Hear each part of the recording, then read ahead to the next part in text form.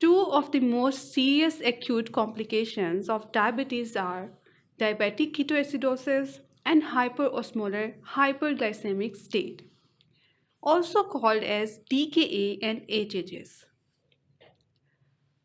Both conditions are characterized by hyperglycemia. But where does the difference arises then? Let me give you a hint. HHS is also known as HHNK or HONK, that is hyperosmotic hyperglycemic non-ketotic state or coma. Yes, you got it right.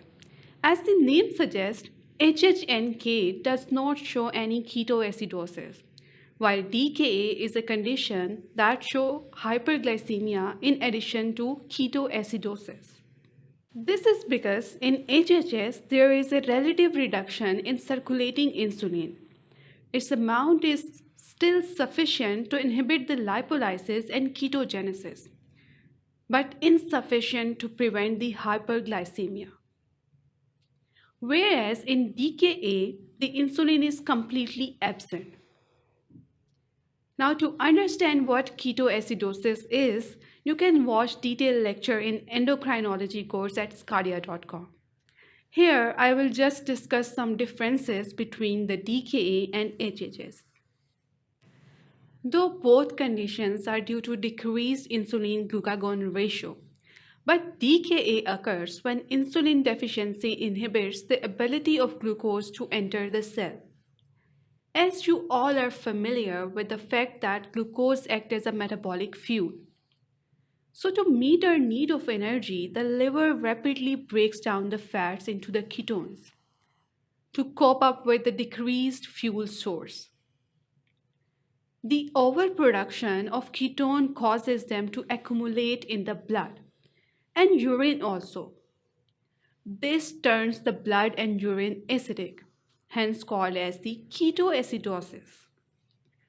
Whereas HHS is caused when due to the higher level of glucose in the blood. The transport of glucose from the renal tubule to the blood is saturated. Means no further reabsorption of glucose is possible as there is no need of adding more glucose in the blood. So glucose is excreted in the urine, taking water and electrolytes with it. This results in osmotic diuresis by decreasing the total body water. This causes a reduction in amount of solvent, causing increased concentration of solute, further increasing the hyperglycemia. That is why it is known as hyperosmolar hyperglycemia. Now, who will be at more risk of developing these conditions? DKA occurs mainly in patients with type 1 diabetes, since their bodies do not synthesize any insulin, and more common in among young population. While HHS is common in patients with type 2 diabetes mellitus, who have some concomitant illness that leads to reduced fluid intake, as seen in the elderly person with decreased thirst perception and reduced ability to drink. DKA is extremely common while HHS is relatively rare, and most often it remains undiagnosed. Although HHS is less common than DKA, but it has a much higher mortality rate that is 10 times more than that of the DKA.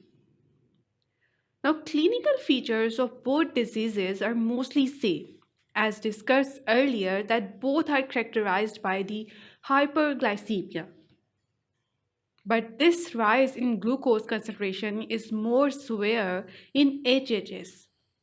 Both show signs of polyuria, polydipsia, dehydration, tachycardia, and hypotension. While gastrointestinal effects like abdominal pain, vomiting, and sign of acidosis like cause small respiration that is characterized by the deep, rapid, and labored breathing and acetone breath are usually presented in DKA patients only. Whereas HHS patient shows sign of volume depletion and progressive decline in the level of consciousness, That is the reason it is also called as the coma. DKA has faster onset. It progresses rapidly in hours or days, whereas HHS has slower onset. It usually develops gradually in days and weeks. Coming to the diagnostic considerations. Now, the features we have discussed can give us an idea that which condition patient is suffering from. But we still need a confirmation of our diagnosis. Well, I am talking about the lab findings. So let us have a look at the diagnostic criteria with me. If lab indicates blood glucose concentration more than and equal to 250 mg per deciliter, serum pH of less than 7.3, that indicates that there must be the decrease in pH due to acidic ketone bodies present in the blood. Bicarbonates less than 15 milliequivalent per liter, indicating that there is low basicity with small ketonemia and ketonuria. Then yes, we will go for the DKA. Now, if the lab indicates blood glucose concentration more than and equal to 600 mg per deciliter, indicating there is more severe hyperglycemia that we have talked about. Serum pH of more than 7.3 means no acidosis. And the bicarbonates more than 15 milliequivalent per liter with ketonemia and mild or absent ketonuria. And osmolarity more than 320 milliosmol per kg. Now that must be an indication of hyperosmolarity. And the dehydration level up to 9 liter is shown. Dehydration. Do you remember that glucose took a lot of water with it while excretion in the urine, causing the hyperosmolarity and dehydration? So our patient is more likely to have the HHS. Well, when you talk about the treatment of both conditions, there are some similarities. Talking about them, the treatment of both include the rehydration therapy, in which IV fluids are given to decrease the glucose concentration by adding more solvents. Then the insulin therapy to treat the hyperglycemia and treat the underlying disease that can exacerbate these conditions.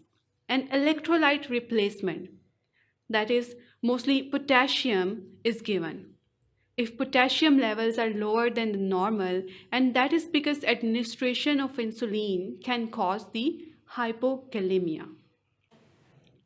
Now talking about the differences. The patient having DKA have disturbed acid-base balance. So we need to correct this to overcome acidosis. And that is done by infusing sodium bicarbonates, if necessary, as it will neutralize the acid, hence increasing the pH. I think that's enough for today.